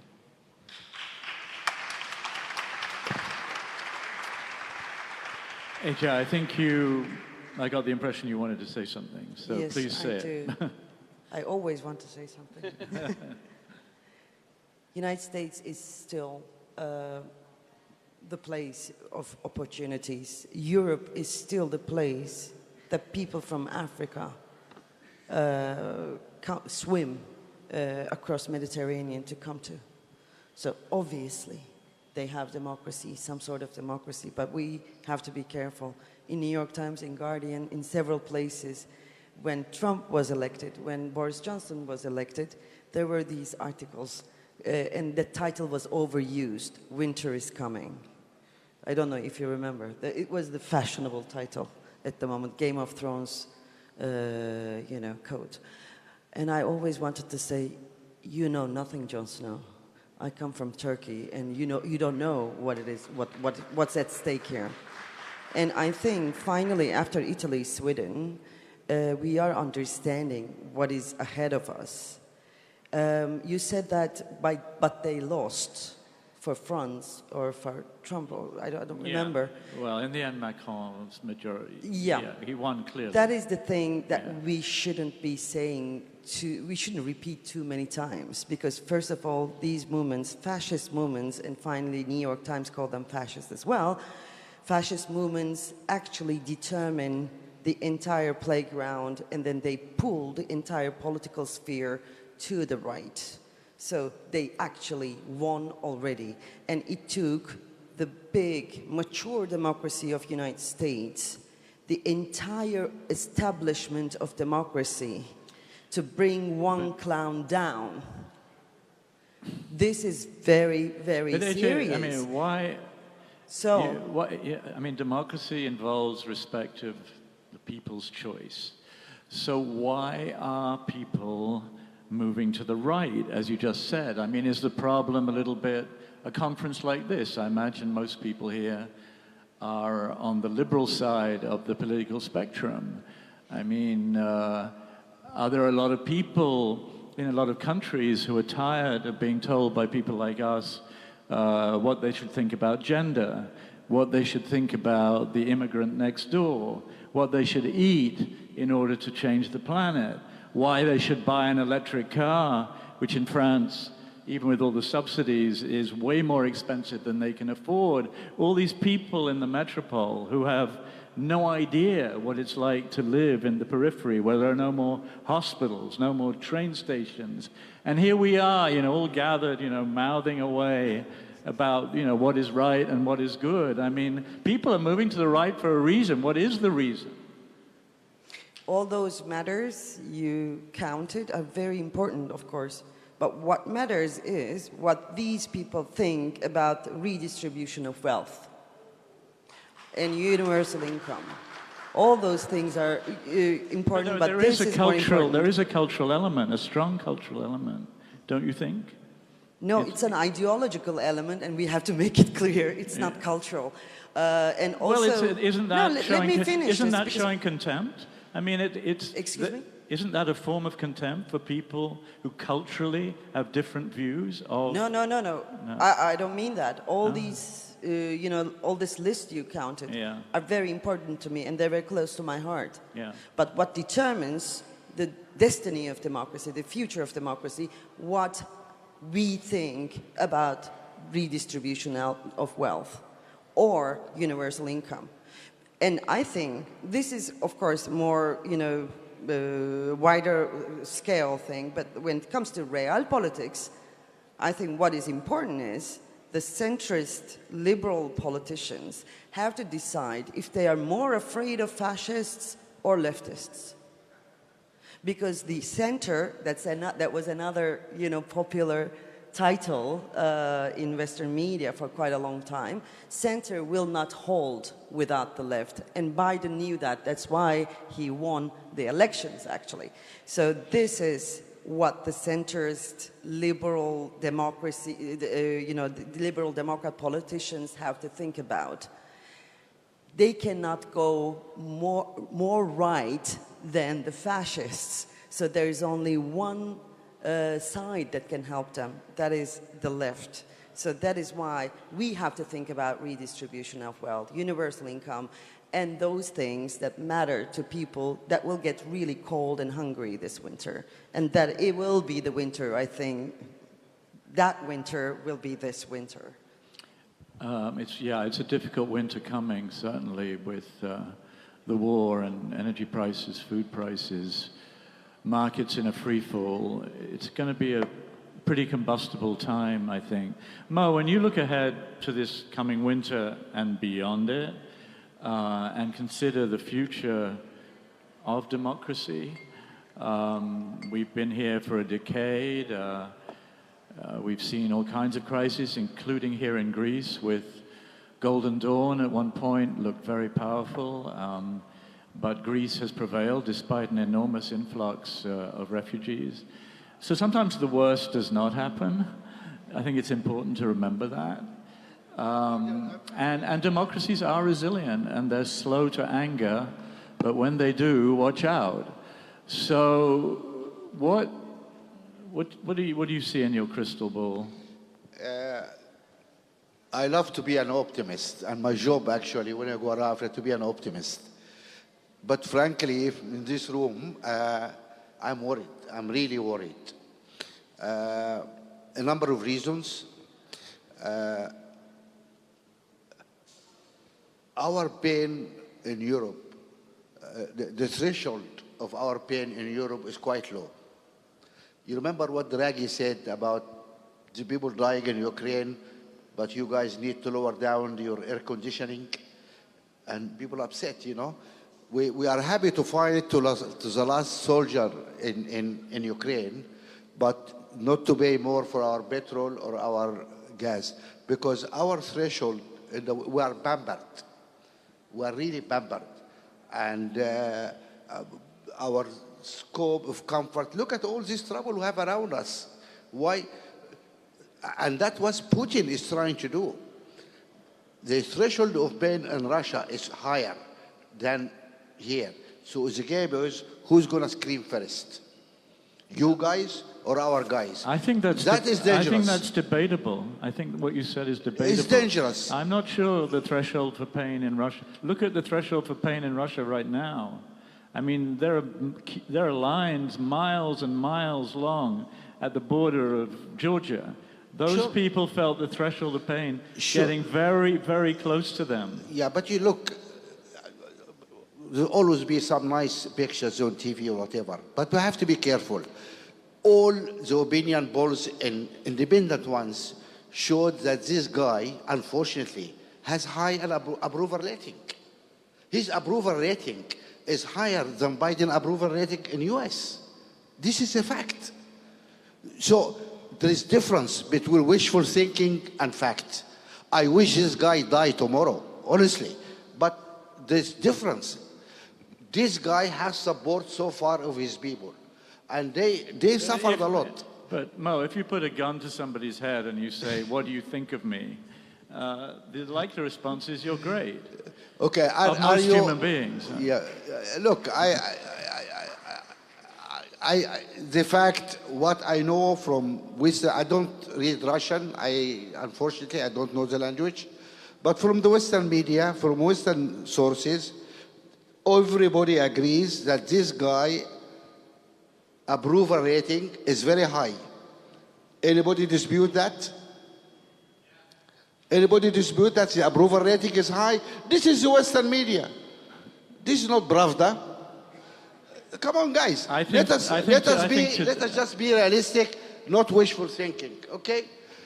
And my worry is people start to lose really their support for Ukraine as the winter comes and the prices gets high and inflation gets high, and we lose support, we lose popular support. That worries me. It's not, I'm not supporting the people there. I'm just saying we have to be careful. And we have to know what is the roadmap in front of. This war also, just a minute, Yeah, sure. This war also is a great distraction, unfortunately, from a huge problem we all have as humanity, which is climate change. This is going to kill us. All of us, all of humanity, Russian, American, Chinese, everybody. And we are not paying enough attention to that. We need to work with other people to really solve. We need to work with the Russian, we need to work with the Chinese, we need to everybody to solve these problems. But unfortunately, at the moment, we are not talking. Now, Roger, if I don't talk to my enemy, to whom I talk? I look at a mirror? Yeah, well, that's what I wanted to ask you, Mo.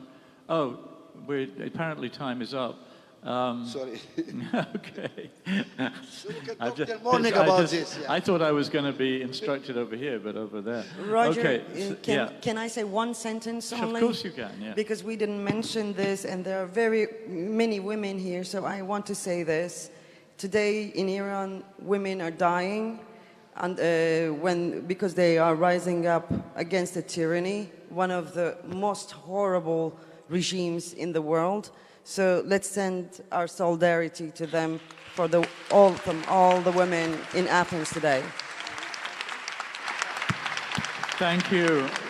That's a great note. Roger, since you are here, end on the courage of Iranian women, which I witnessed myself in 2009 when they were being beaten in the streets in front of me, and these are images, and them urging the men of Iran, come on, get up, go forward, braver than the men. It was really extraordinary. I will never forget it. Can we send a message of support to the thousands people who lost their lives, the young people in Sudan, my country, I'm Sudanese actually, dying for democracy in Sudan for 2 years now. People fighting for democracy. So democracy has appeal. People die for it. And we send our regard to those people. Thank you all very much. Thank you.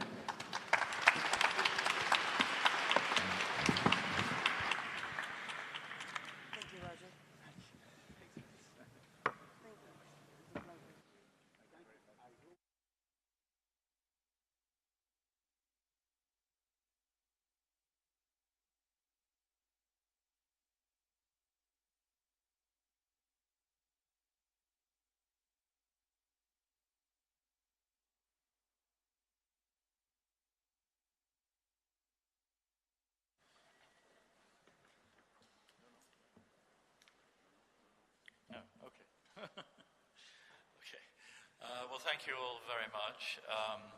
It's now, and I'm going to be very brief, it's now my great pleasure to introduce the mayor of Athens, Kostas Bakoyannis, who's a big believer in a green and dynamic Athens and does not believe that COVID and migration out of cities meant the death of cities. And I think looking around, we can see what a vital and important moment the city is living. So without further ado, if I may, please would you come up here, Mayor Bakoyannis.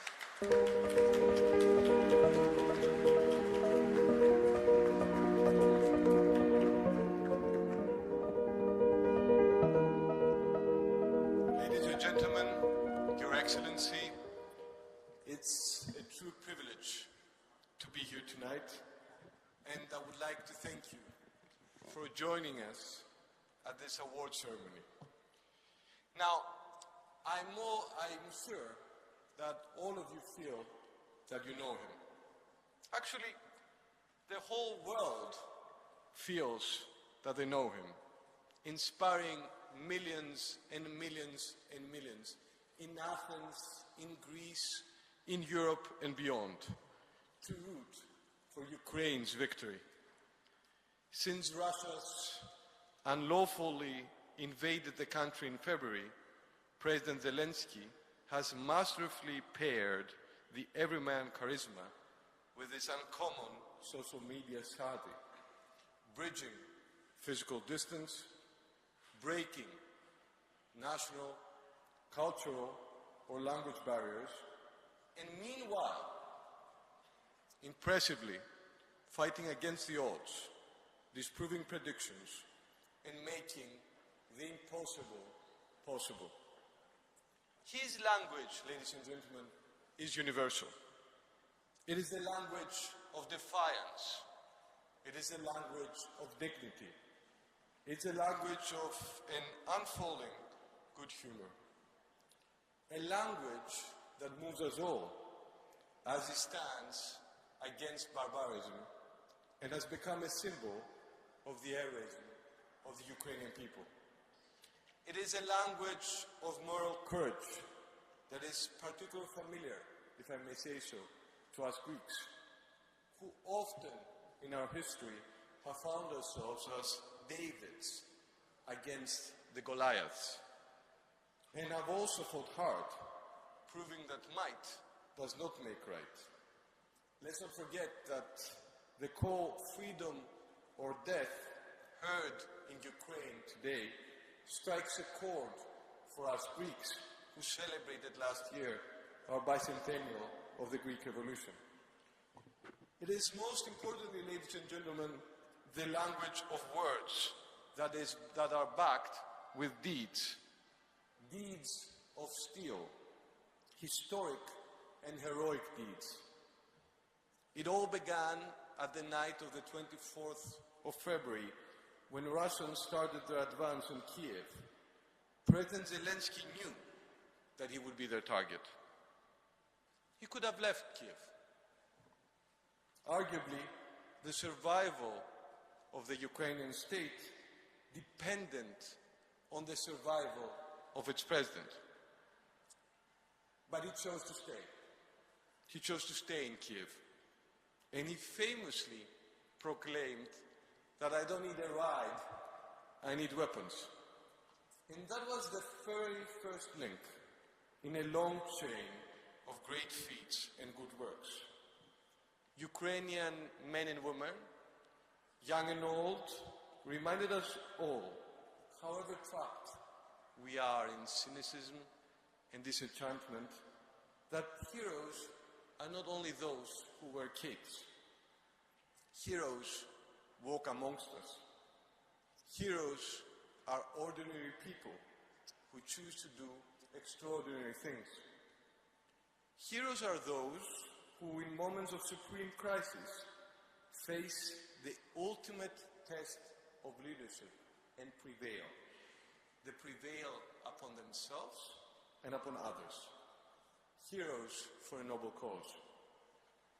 I had the opportunity to witness the bravery and spirit, the ethos in the Aristotelian sense, of the Ukrainian people during an eye-opening visit to Kiev just a few weeks ago. Along with a delegation of fellow European mayors and accompanied by Ivan Fedorov, the mayor of Melitopol, who was actually kidnapped, imprisoned, and tortured by the occupiers, we toured the carnage and met with our friend and colleague, the mayor of Kiev, Vitaly, a giant with a heart of gold, and President Zelensky and his team. Experiencing 2 air raids in a few hours, and yet seeing everyone, mothers with their kids, children in schools, shop owners, professionals, workers, just go on with their daily business of living their lives was truly unforgettable and inspiring. So make no mistake, these people will not and cannot be broken. Ladies and gentlemen, tonight, the city of Athens proudly bestows the 2022 Democracy Award on President Zelensky and the Ukrainian people fighting courageously in the front line. They're not just fighting for their freedom, for their sovereignty, and for their independence.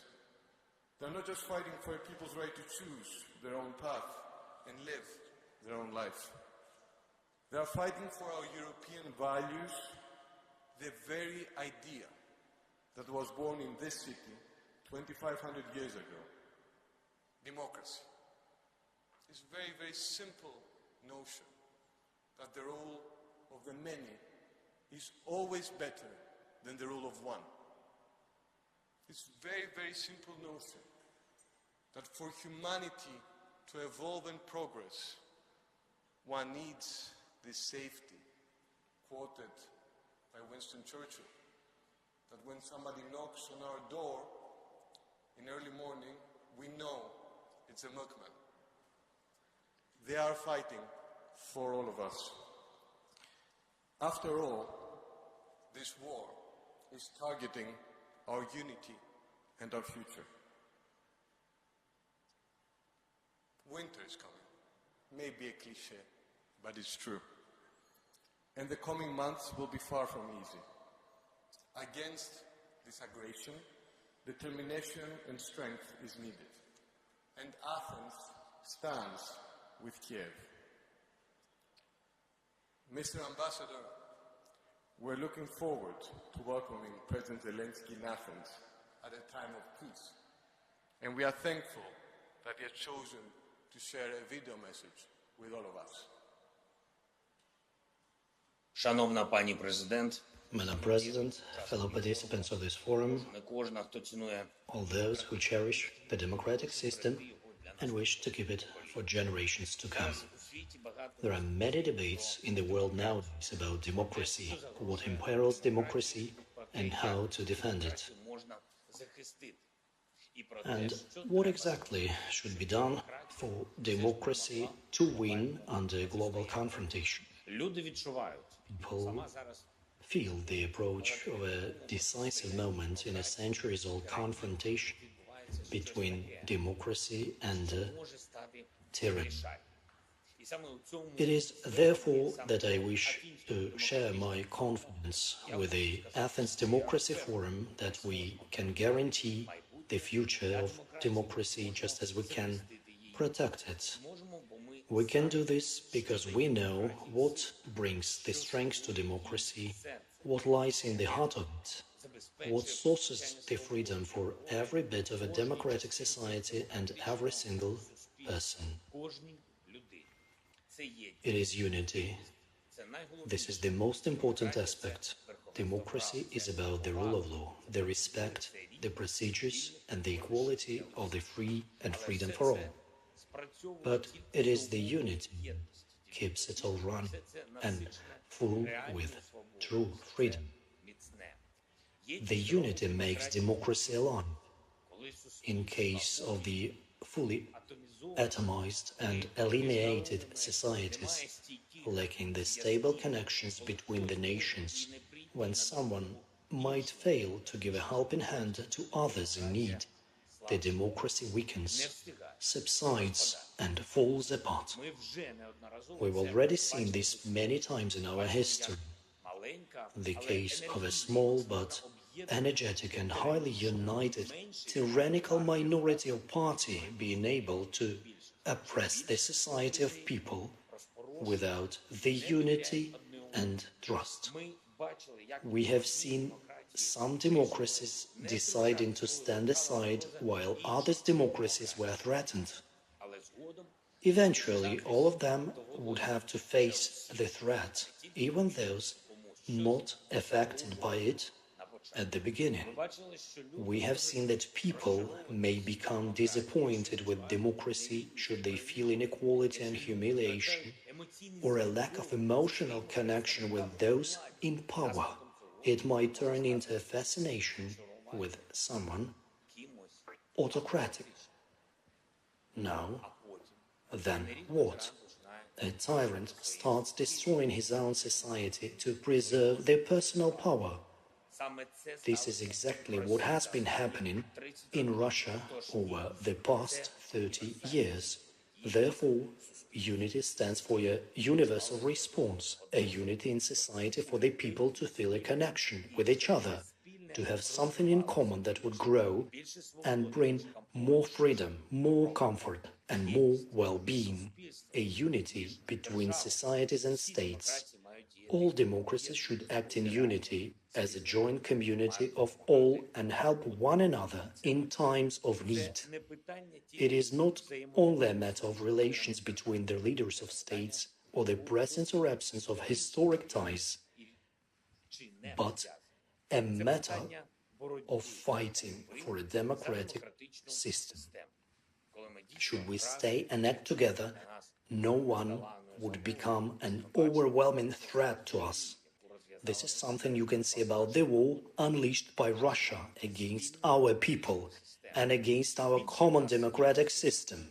The more unity we have, the more tangible are Russian defeats. The third element, this is very important for every democratic state, is the unity between those in power and those who gave them such power. Democracy resides in no government offices, not even in the parliament chamber. Democracy lives among people.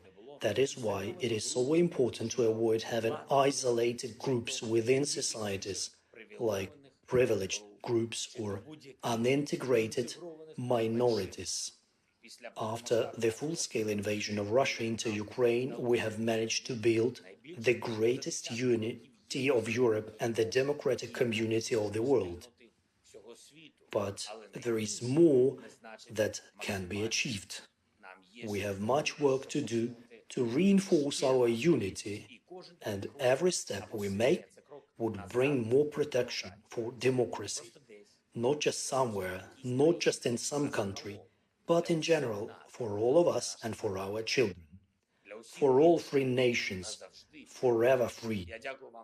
I thank you for your attention. I thank Greece for your great support. It is a great honor for me to accept the award of the city of Athens for the Ukrainian people for our contribution to the protection of democratic values. Glory to Ukraine.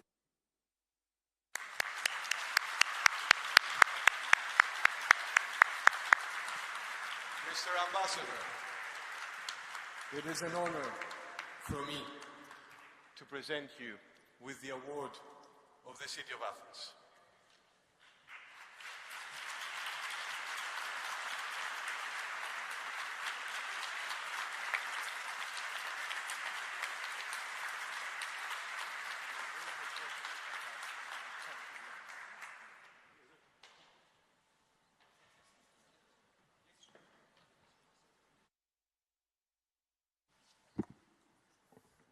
So, glory to Ukraine. Our positive thoughts and support is with the people of Ukraine. Ladies and gentlemen, lots of food for thought as we conclude the official opening of this year's Athens Democracy Forum, at which stage I'm starting to think about next year's Athens Democracy Forum. And I have a feeling that our theme is going to be something along the lines taking a cue from Aristotle and Confucius, in search of virtue, perhaps. Ladies and gentlemen, we have to get our house in order. We have to deal with the pandemic of inequality and Machiavellian power politics, and that's what we're here to do. So, please join us. Beautiful evening, beautiful setting. Join us for cocktail dînatoire on the grounds of Zapion. Thank you very much, and see you tomorrow morning at 9:30.